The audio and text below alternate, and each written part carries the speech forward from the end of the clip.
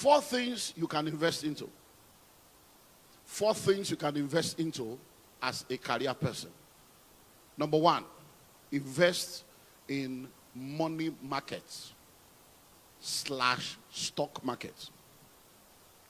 So what do we mean by money markets? Money markets are different investment vehicles and platforms that are available through the government, through financial institution, and through investment organization. So you have fixed deposits, you have treasury bills, you have bonds, you have mutual funds, you have all kinds of investments of such kind. So if you are a salary earner, as you are earning your salary, you are saving the money. But keeping the money in the bank as savings is not an investment, because inflation is eating it up, and the rate of inflation is higher than the rate of interest you will get even if you put it in a savings account. But you still need to save. So when you are now saving, you can now move that savings into call accounts, fixed deposit account, buy shares, go into mutual fund, go into all kinds of stuff. Do you understand that now? The second aspect is stocks, buying shares of different companies. And you can do that locally and you can do it internationally. So please listen and listen well. Any organization, any product, any service that you see that a lot of people are patronizing, that a lot of people are part of, and is gaining ground with time, is a good investment. Some of you are on Facebook. You need to invest in Facebook. So you're on Facebook, you're on Twitter, you're on Instagram. That's business. Those are things to invest. How many of you have iPhone and Samsung? That's what. No, listen, I hope you know that it used to be BlackBerry. It used to be Nokia 3310. But now, how many of you are using Nokia now? That tells you move now. So everybody's doing now Samsung and iPhone. So it shows you where the money is. How many of you are on Zoom? How many of you are using Amazon? eBay? How many of you do Google every day? That's where the money is. Do you understand now? So you begin to look for, so you don't need to buy 100 million.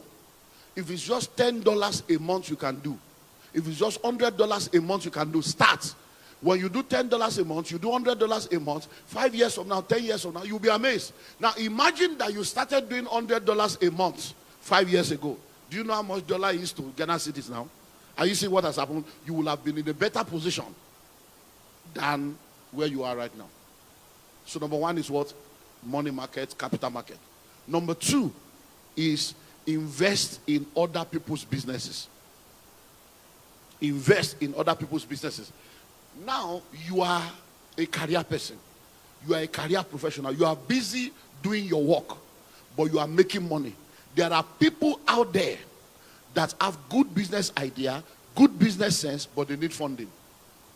They need somebody to fund them. They need somebody to give them money. That is who you can be. So even though you are a career person, you can be an investor in other people's businesses, and you can be a silent partner. So imagine now that you have 3% of 13 companies in Ghana, and the businessman is running his business. Hello? Let me help you go to the lowest hanging fruit. All those women that you see by the side of the road, selling kenke, selling wache, selling all those things. Have you ever wondered how those women survive with 4 or 5 children? 10, 15 years, they're still there. I hope you know that many of those women are richer than many of you. They have money than many of you. They are entrepreneurs. They are small businesses. They are micro businesses. But many of them, if you sit down with them, you'll be amazed that they can give you 5% on your money every month. Those women, 5% every month. Do you know what 5% is every month? That's 60% return per annum. There are only few companies that can give you that. Many of those women you are looking down on, they can give you that. So if many of you begin to save money and you have 10,000 Ghana cedis, walk up to those and say, Mama, if I give you 1,000 Ghana cedis, what can I get? Oh, no, I can give you 50 Ghana cedis every month. You'll be shocked. So, yeah. By the time she gives you 50 Ghana cedis every month from 1,000, in 1 year she has given you 600 and your 1,000 is still intact. But many of you, you look down on these people and you are looking for big business. Oh, I want to buy this. Oh, no, those are small businesses you can invest in. So you can be an angel investor. You can be a silent partner in many people's businesses. So you don't need one big money. With 1,000 Ghana cedi, you can start your journey. And then, before you know it, if you are investing in most people like that, you'll be shocked at what's happening. A young man came into Lagos. Most of those guys you see selling at the garage and selling at the bus stop and selling at traffic light that sells in traffic. Most of those people, the kind of money they make, the kind of turnover they make, you'll be amazed. A young man came into Lagos and started selling sausages and stuff that we call gala in Nigeria. That's what the guy was selling. And then, before you know it, he was doing so well that he brought other people in. After a while, he started bringing people from his village. He rented one room, 6 of them will be there, rented another 6 of them. After a while, this young man, the guy is a millionaire now, doing extremely well. After a while, he had about 30 people working for him. So if 30 people are working for him and you give him 3,000 products, he can sell 3,000 products in 1 week, sometime in 2 days, because he has 30 people, 3,000 divided by 30, and he gives them target and say, go and sell this. So before you know it, this guy started going into meetings with CEOs. Companies were calling him and said, please, we want to release a new product. So we want you to be the marketer. And they were giving him 30% discount. And that's how this young illiterate boy, right now, he has over 300 people working for him. And this is a boy that came into Lagos less than 12 years ago as a nobody. Now, newspaper is talking about him, people are calling him, but that's how he started. So most of the time, many of us don't understand that there is money on the street. We are looking at those big things, looking at, no, I'm just showing you little things. Many of you have friends that have good business idea, and all they are asking for is 10,000 Ghana cedis. They say, I don't have money to give to anybody. I can't help anybody. My hard-earned money. Listen to me. Are you ready for this?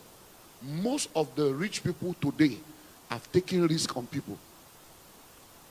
Listen, are you ready for this? Facebook did not make money for the first 9 years, but people kept paying. Hello? People kept doing what? Paying. Amazon did not make money for 15 years. People kept paying because they know that the day it starts making money, and now it's making money, and you continue to make money. So you need to be willing to understand this concept of investment, because I know a lot of career people that are high net worth individuals that have money locked up in the bank doing nothing. And they don't want to put the money into people's businesses. So invest in other people's businesses. You become an angel investor. And I'm telling you, it is sweet. When you lose the money, it's painful. But when it makes money, it's sweet. You have no idea what it means sitting down. Oh, I don't want to go too personal and tell you a lot of stories, but I'm telling you, it's sweet. When you just sit down, you are not doing anything. But the money you give, just the small money, that by the time they are bringing return, even you are feeling sorry for them, as if, this money is too much, but you pay, it's your what? Hello? Number 3, intellectual property. Intellectual property. One of the uniqueness of intrapreneurs is the fact that because they are working within the organization, they understand the bottlenecks, they understand the problems, they understand the gaps, and they're able to provide solution for those problems and those gaps. So you can become someone that is involved in intellectual properties, where you are coming up with ideas and concepts that solves problems for your organization because you are part of the organization. Listen, I got a call from my wife this morning, and she said she wanted to run something by me. I said, what? She said, we're into short-let, so we have properties in different parts of the country for short-let. We have a particular property in a very highbrow area of our country, and the power bill has been very high. So they just increased power bill, so it's been very high. So she said that the manager came to meet her, that there's a way we can bypass the something and reduce the expenditure. So the manager is coming for a meeting now, that she wants to know if I'm available so that she can put it on speaker and I can be in the meeting. So I told her, I don't need to be in the meeting. That when he comes, let him explain. But you already know our value system. That anything that is contrary to integrity, we cannot do it. But if it is a wise strategy, not integrity issue, maybe, switch off this one or bring inverter. Hey, if it's something wise, fine, we'll do. So by the time the guy came, apparently I was still available because I thought I would be coming in. So I said, I'm around. So I was this. So the guy explained and explained and explained. So she said to him, chairman is hearing you. That so this is what you are talking about. That are you not supposed to be a Christian? That this thing you are asking me now, do you think it's okay? That chairman is hearing you. Do you think it's okay? Say, hey, I just wanted to. But where am I going to? The person that gave him the information is a staff of the company. So a staff of the company, of the estate, is now telling me, tell your God, there is a way people are doing it. So I now told my wife, I said, you see, these are the staff that are destroying people's business. You are telling a customer how to bypass your company's system. And that is where you are being paid every month.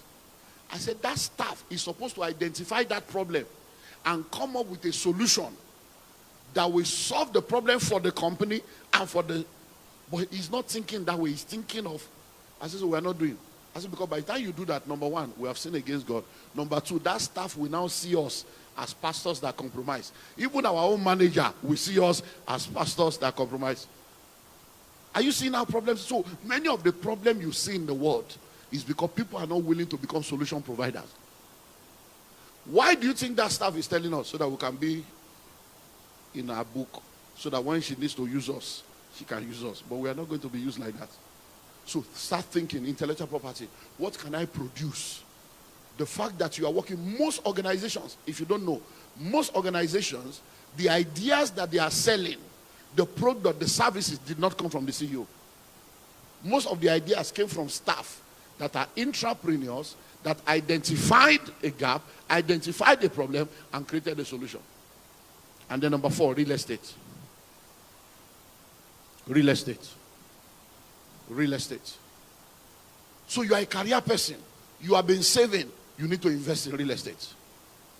That's one of the places to invest. I said it yesterday. I said it this morning. I'm repeating it again.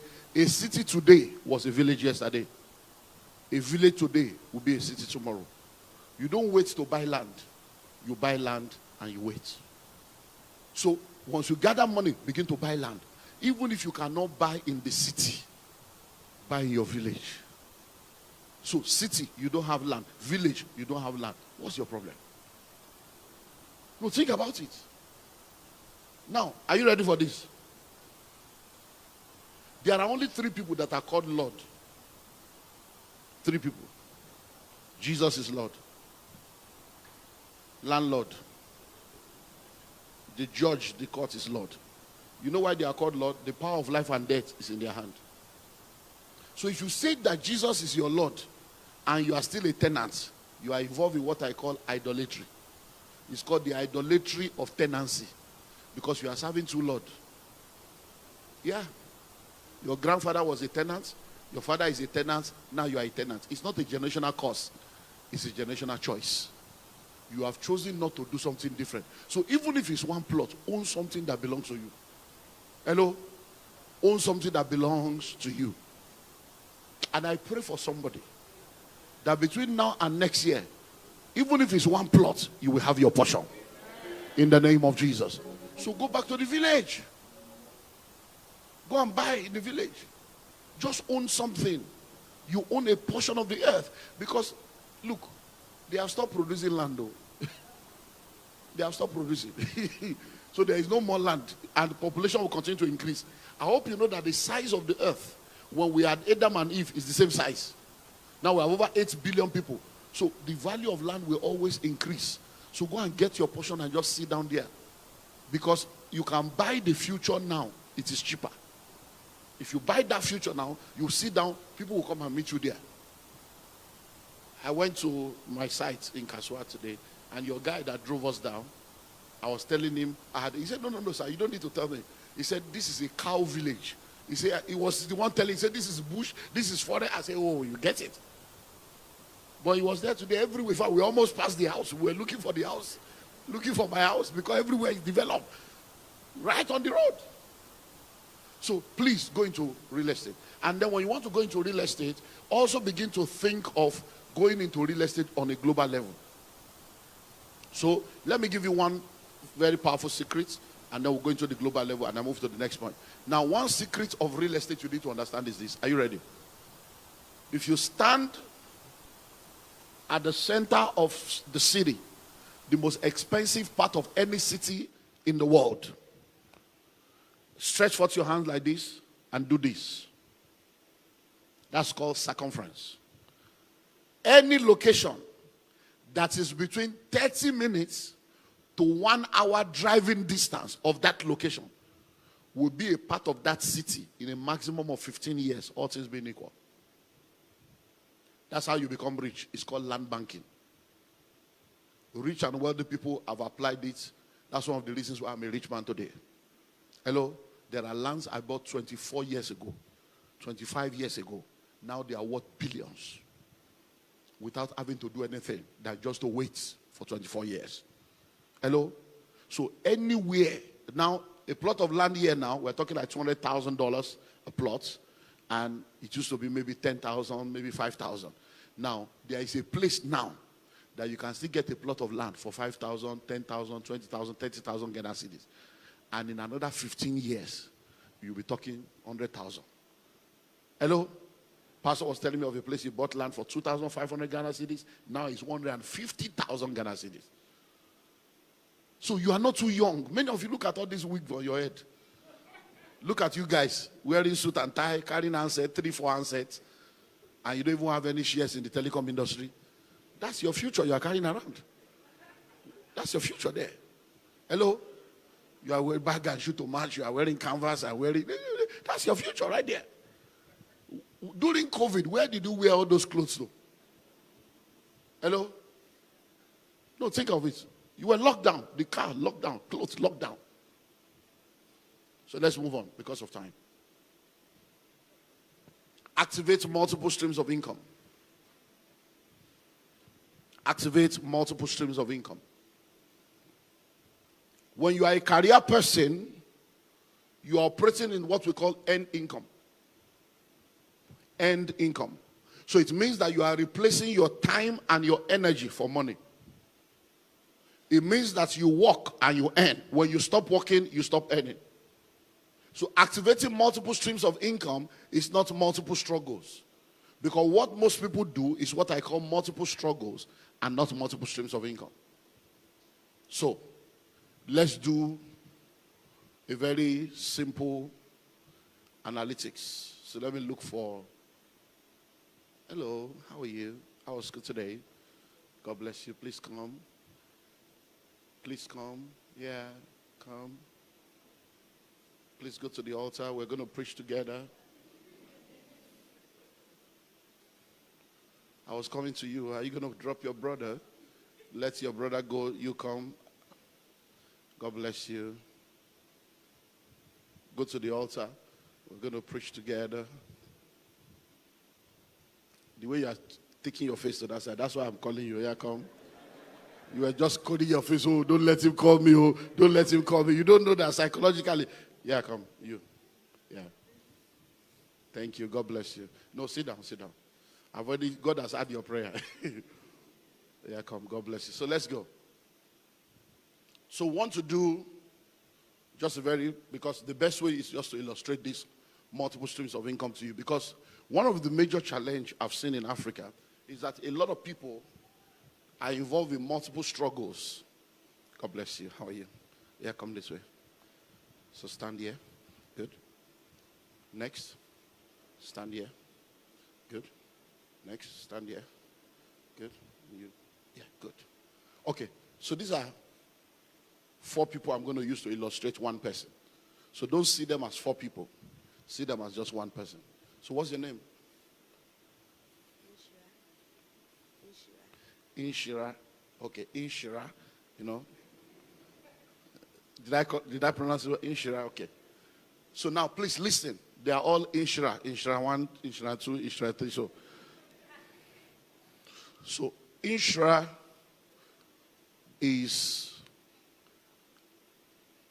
she works in a bank. So Inshira works in a bank. And she earns well. She's been in the banking sector now for 17 years. And because she's been in the banking sector for 17 years, She's now a branch manager. She's earning good money. She gets special bonuses. So she's got some money. And because she has those money, what she now does is that from time to time, she travels. So sometimes she can go to Dubai. Sometimes she quickly goes to Turkey. So sometimes once in 2 months, she just goes away 1 week. And she goes to buy a lot of stuff from Italy, Turkey, Dubai. And then she comes back and she sells to her friends. So Unshira is a salary earner. She's a career professional, manager in a branch. But she sells perfume. She sells wig. She sells shoes. She sells ladies' innerwears. And she's making a lot of money doing that. But you see, one of the uniqueness of Unshira is the fact that she's also very, very good at cooking. And because she's very good at cooking, a lot of people order for her meals. So from time to time, she prepares meals and then she puts it on social media and people order for it. So most weekends, she's cooking, putting in coolers, and then dispatching to people. So she makes money doing that, and a lot of money is coming to Unshira. Now, but another unique thing about Unshira is the fact that she's also very, very good with music. She's funny. So even though she works Monday to Friday, in church, she's in choir. So from time to time, they invite her to come and do MC in events and all the stuff. So Unshira is now making money, MCing, singing, and all the stuff. So Unshira makes money as what? Unshira makes money. Unshira makes money. And Unshira makes money. So now please listen. How many sources of income does she have? How many? That's why many of you are poor. No, I'm not, it's not being sarcastic. I'm teaching you, that's why we're here. She has only one source of income. And that's what I want to explain. So when I say multiple streams of income, this is what you guys know. That's why Africans are poor. This is the only thing people understand. And you are not rich doing this. You don't become rich by this kind of struggle. This struggle. Hello? No, that's why many people are poor. Now listen. So get the School of Money book. These are things we have to. So it's not. So when you see rich people, you are now wondering, what are they even doing that they are getting all this money? They are just working smart. Now, in the world of income, there is what we call earned income. That is the kind of income where before you can ever make money, you have to exchange your time and your energy for that money to come. So in the School of Money book, I call it once and only. You labor once. But for you to make money, you have to labor again. Do you understand that? So now look at this now. So who is this? Who is this? Who is this? Who is this? So if Unshira dies, what happens to all this income? That's why many of you are poor. Because see, all this source of income, this is called multiple struggles. That's what many of you are doing. That's why when your father died, you were wondering where the money went to. See, my father used to be very rich. When he died, all the money disappeared. Your father was not rich. He was a struggler. That's why when your husband died, he said, I'm a widow. When my husband was alive, he had so much money. Now that he doesn't have money. No. When your husband died, the money died because he was a struggler. He was doing many things at the same time that required him to be alive. So instead of you doing what we call earned income, you need to move to the next kind of income, which I call once and always. So you labor once, but for that one labor, you continue to make money. Do you get that now? Once and always. So if you labor once to build the house, do you build the house again? That's one house for the next 100 years, you are making money. If you labor once to write a book, do you write the book again? No. If you labor once to bring out an album or sing a song, do you sing the song again? If you labor once to produce a product or a service that the world is paying for, do you do it again? No. That's once and always. The third one is called free flow. That's one you don't even need to labor. Instead of you laboring, it's your money that will be laboring. So what do we do with Unshira? So Unshira is a banker. So let's now break it down now. So she's a banker. She's making money. But because she now understands what we are teaching now, instead of her being the one doing this, she opens a store. Hello? So she's working as a banker. She's a bank manager. She registered a separate business, Inshura Incorporations, or Inshura Investment, or Inshura International. And then she registers that, and what happens? All the goods that she brings, she puts them on the website. She gets a manager. Or she puts them in a store. She gets a manager. So whether she's there or not. So going to Italy today, Qatar tomorrow, Turkey tomorrow, she doesn't need to do that. She only needs to go there once to establish contacts. Let people know what she wants. Open accounts with them, and they'll be sending the load to her here. And she will just be making sure that this is going on. Then, instead of her being the one doing all the cooking and everything, what does she do? She opens a restaurant, she puts a system in place. And then, people will now be the one doing the cooking. All she needs to do is to be the owner. Hello? Then, she's an MC. This one, out of the 4, is the one that she cannot outsource. Do you get it now? So because she cannot outsource this one now, we now move this one back here.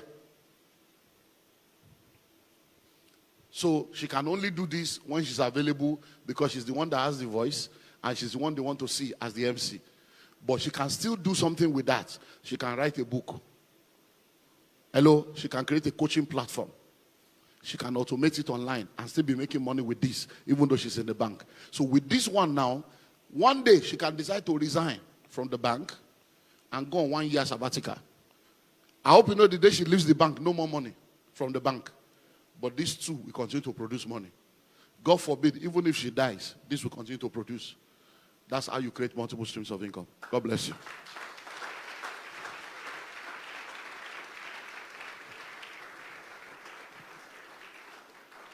So you can be a salary earner, and there are 3 barbing saloons that belong to you. You can be a salary earner, and there are 4 trotro that are delivering to you every week. You can buy cars. That's why I told you, collect loan. So you can be a staff and you collect loan from your company to buy a car. But it's not for you to buy the car and show people that you're not a big boy. No, it's to buy the car and give to somebody to be doing Uber or Bolt or Taxify. So that when you are in the office, the car is producing money for you. Are you getting what I'm saying now? So how many have I given you? Okay, let me wrap up. Let me give you one more close. Now please listen to this one because this is the one that will now take us into prayer.